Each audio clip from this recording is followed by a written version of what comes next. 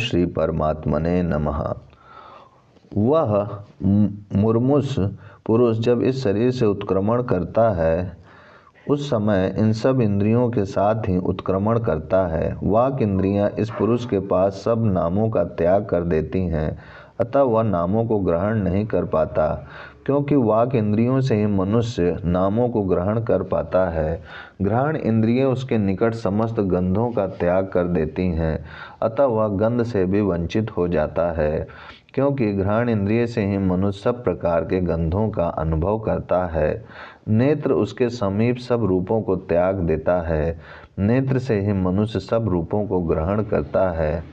कान उसके समीप समस्त शब्दों को त्याग देता है, कान से ही मनुष्य सब प्रकार के शब्दों को ग्रहण करता है। मन उसके समीप समस्त चिंतनीय विषयों को त्याग देता है, मन से ही मनुष्य सब प्रकार के चिंतनीय विषयों को ग्रहण करता है।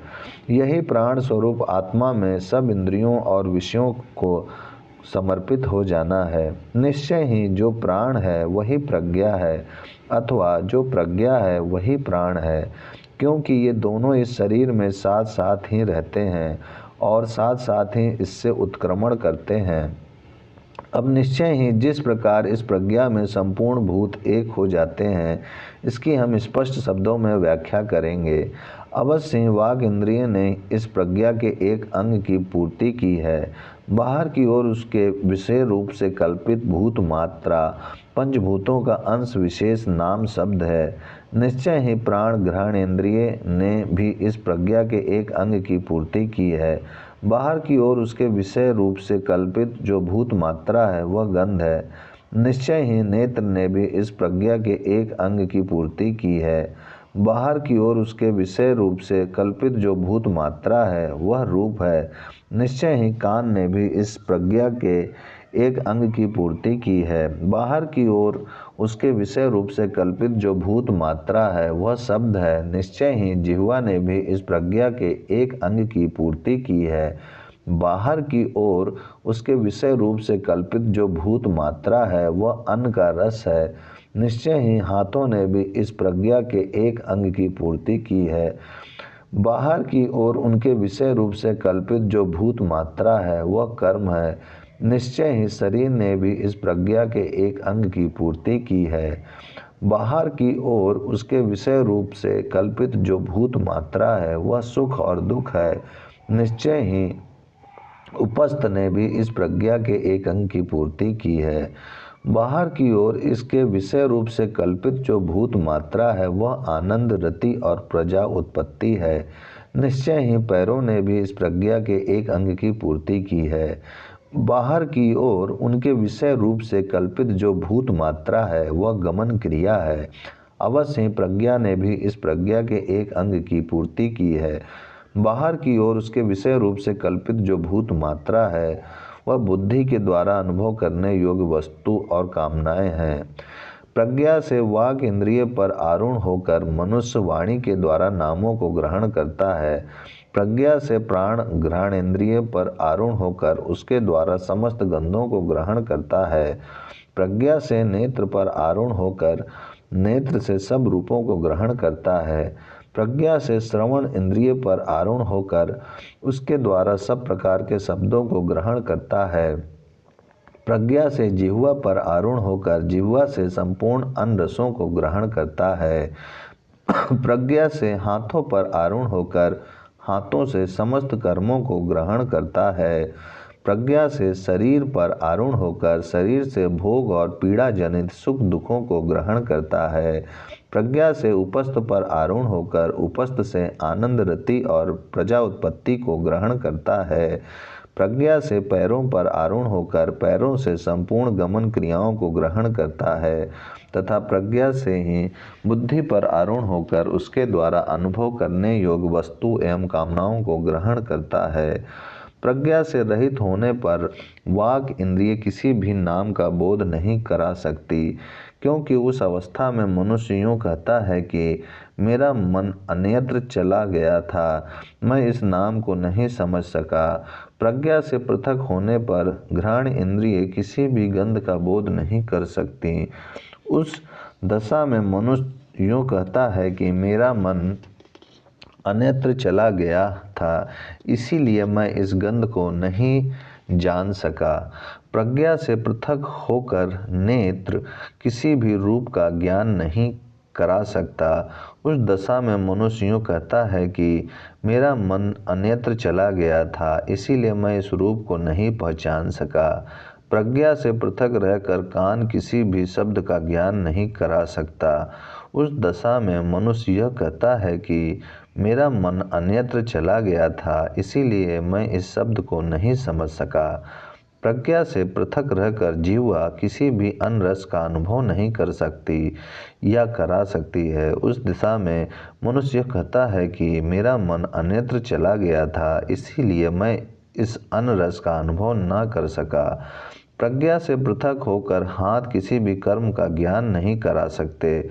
उस दशा में मनुष्य यह कहता है कि मेरा मन अन्यत्र चला गया था, इसीलिए मैं इस कर्म को नहीं जान सका। प्रज्ञा से पृथक होकर शरीर किसी सुख दुख का ज्ञान नहीं करा सकता। उस दशा में मनुष्य कहता है कि मेरा मन अन्यत्र चला गया था, इसीलिए मैं इन सुख दुखों को नहीं जान सका। प्रज्ञा से पृथक हो उपस्थित किसी भी आनंद रति और प्रजा उत्पत्ति का ज्ञान नहीं करा सकता। उस दशा में मनुष्य कहता है कि मेरा मन अन्यत्र चला गया था, इसीलिए मैं इस आनंद रति और प्रजा उत्पत्ति का ज्ञान नहीं प्राप्त कर सका। प्रज्ञा से पृथक रहकर दोनों पैर किसी भी गमन क्रिया का बोध नहीं करा सकते। उस दशा में मनुष्य कहता है कि मेरा मन अन्यत्र चला गया था, इसीलिए मैं इस गमन क्रिया का अनुभव नहीं करा सका और नहीं कर सका। कोई भी बुद्धि वृत्ति प्रज्ञा से पृथक होने पर नहीं सिद्धि हो सकती है। उसके द्वारा ज्ञातव्य वस्तु का बोध नहीं हो सकता। वाणी को जानने की इच्छा ना करें, वक्ता को वाणी के प्रेरक आत्मा को जाने। गंध को जानने की इच्छा ना करें, जो गंध को ग्रहण करने वाला आत्मा है उसको जाने। रूप को जानने की इच्छा ना करें, रूप के ज्ञाता साक्षी आत्मा को जाने। शब्द को जानने की इच्छा ना करें, उसे सुनने वाले आत्मा को जाने। अन्न के रस को जानने की इच्छा ना करें, उस अन्न रस के ज्ञाता आत्मा को जाने। कर्म को जानने की इच्छा ना करें, कर्ता आत्मा को जाने। सुख दुख को जानने की इच्छा ना करें, सुख दुख के विज्ञाता साक्षी आत्मा को जाने। आनंद रति और प्रजा उत्पत्ति को जानने की इच्छा ना करें, आनंद रति और प्रजा उत्पत्ति ज्ञाता आत्मा को जाने। गमन क्रिया को जानने की इच्छा ना करें, गमन करने वाले साक्षी आत्मा को जाने। मन को जानने की इच्छा ना करें, मनन करने वाले आत्मा को जाने। वे ये 10 ही भूत मात्राएं नाम आदि विषय हैं जो प्रज्ञा में स्थित हैं, तथा प्रज्ञा की भी 10 ही मात्राएं वाक आदि इंद्रिय रूप हैं जो भूतों में स्थित हैं।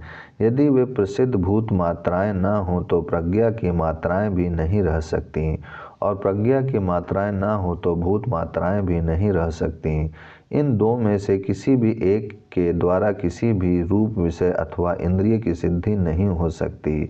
तात्पर्य यह है कि इंद्रिय से विषय की ओर, विषय से इंद्रिय की सत्ता जानी जाती है। यदि केवल विषय हो तो विषय से विषय का ज्ञान नहीं हो सकता, अथवा यदि केवल इंद्रिय रहे तो उससे भी इंद्रिय का ज्ञान होना संभव नहीं है। अतएव दोनों का भूत मात्रा और प्रज्ञा मात्रा का विषय तथा इंद्रिय का होना आवश्यक है। विषय और इंद्रियों में जो परस्पर भेद है वैसा प्रज्ञा मात्रा और भूत मात्रा में भेद नहीं है। इस आशय से कहते हैं इनमें नानत्व नहीं है, अर्थात प्रज्ञा मात्रा और भूत मात्रा का जो स्वरूप है उसमें भेद नहीं है। वह इस प्रकार समझाना चाहिए जैसे रथ की नेमी अरों में और अरे रथ की नाभि के आश्रित हैं, इसी प्रकार ये भूत मात्राएं प्रज्ञा मात्राओं में स्थित हैं और प्रज्ञा मात्राएं प्राणों में प्रतिष्ठित हैं। वह यह प्राण ही प्रज्ञात्मा आनंदमय अजर और अमृत रूप है। वह न तो अच्छे कर्म से बढ़ता है और न खोटे कर्म से छोटा ही होता है। यह प्राण एवं प्रज्ञा रूप चेतन परमात्मा ही इस देह अभिमानी पुरुष से साधु कर्म करवाता है। वह भी उसी से करवाता है जिसे इन प्रत्यक्ष लोकों से ऊपर ले जाना चाहता है तथा जिसे वह इन लोकों की अपेक्षा नीचे ले जाना चाहता है उससे असाधु कर्म करवाता है। यह लोकपाल है, यह लोकों का अधिपति है और यह सर्वेश्वर है। इन सब गुणों से युक्त वह प्राण ही मेरा आत्मा है। इस प्रकार जाने, वह मेरा आत्मा इस प्रकार जाने। तृतीय अध्याय समाप्त। ओम शांति शांति शांति।